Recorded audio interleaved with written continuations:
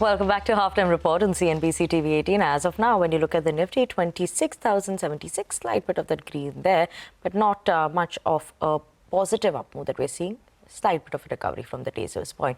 Let's keep it going then. And as Royal Enfield is celebrating its 125 years, the company CEO takes a ride with CNBC-TV18's Parikshit Luthra on the streets of Goa to take us through the experience of their motorcycle. Take a look and listen to that excerpt of the interview after this. We'll just go for a spin and then we'll come back and start talking about it. I think great idea. I'll choose the cruiser. Let's get ready. Let's put our jackets on. We'll take a quick spin and come back. Come. All right, let's Can't start. stop.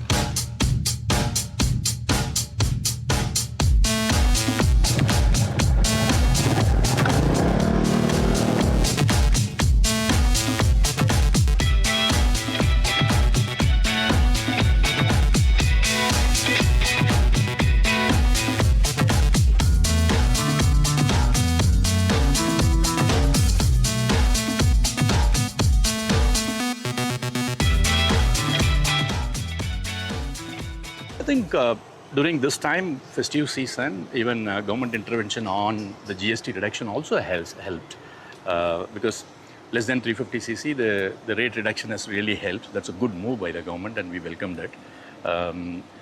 At the 350cc level, all our products, in fact, we came out with a variant in Hunter and in the Guerrilla 450. And Meteor, we launched the series of products, new color variants. And we also kickstarted our classic campaign. So during this window, that's about 33 days festive window, if I have to tell you, we grew by almost 50% compared to last year festive window of 33 days. And in the quarter, we grew by almost about 41%, primarily because of both ways. There is GST reduction and also a festive thing and our interventions in this. It's been a wonderful quarter for us as an organization. And it is continuing. The inquiries are continuing. And the demand is continuing. It's a good sign. In fact, so that now our production have to ramp up and capacity has to come up. That's the deep discussions which are going on now. Right. To give us a sense of what's the capacity at which you're working right now, what you were working with in the quarter gone by, and what's the ramp-up plan?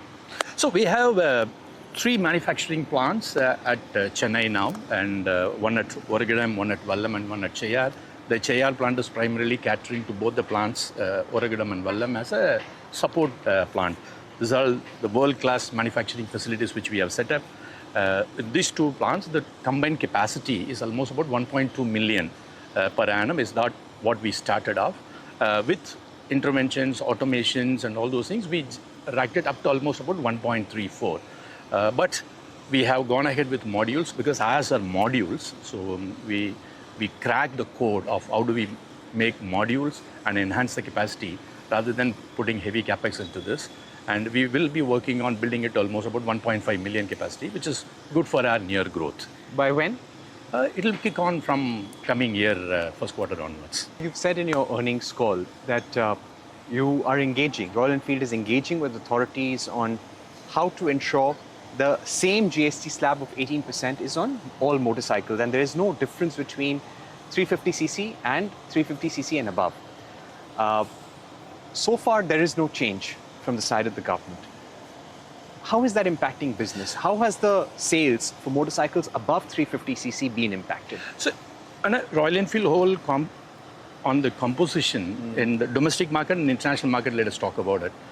In the domestic market, our above 350cc has been almost about 10-12%. So that's the volume which actually got impacted because of this. If I have to tell you impacted, maybe this quarter is not so, fundamentally because when there is a rate change, there is a pre-buy which was taking place. In fact, we sold more motorcycles than the earlier time because of the pre-buy. But yes, there is a bit of inquiry reduction in the 450cc and 650cc which is taking place. But for us at Royal Enfield, because we are present in almost about 65 plus countries outside India, and most of the product is 450cc and 650cc, that's what we export. So we do have some volume. And in which way, as I was saying, that we will represent to the government authorities for a uniform GST of 18%, is that India has a scale. And if in case we get scale more in the 450cc and 650cc in India, and we can take the accessible motorcycles to outside India, because by far Indian automotive, especially two-wheelers, have been recognized as the best motorcycle providers across the globe. And it's a clean Make in India story. And if government helps us to reduce and bring out 18% as up to 750cc motorcycles, it will really help for the Indian consumer to enjoy the higher cc motorcycles also. Thereby, the manufacturers get a scale and the cost is brought it down and take it to international market at a very accessible price point, wherein we will get quite a good numbers and make more motorcycling culture outside India also will come into this. But if this GST slab does not change, because currently anything above 350 is being treated as a luxury by the government, would it put some dampener or some long-term changes in how you plan your portfolio ahead? Has some product planning been put on hold as a result of these GST Royal changes? Enfield, no, we haven't put anything on hold. As I mentioned, we're a long-term ambitious company. We don't look at anything short-term, and we have charted our own plan for next 5 years, what are all the pipelines. If I have to tell you, yeah, maybe because of the GST, are we taking time to reflect? Is there something which we have to do for the domestic market? Of course, yes. But we won't do any knee-jerk reaction. Okay, well, that was the rare and exclusive chat with the Enfield CEO. But stay tuned for more excerpts of that interesting conversation all day today on CNBC-TV18. All right, time for a quick break. But up next, we'll get you all the F&O action this afternoon. Stay tuned.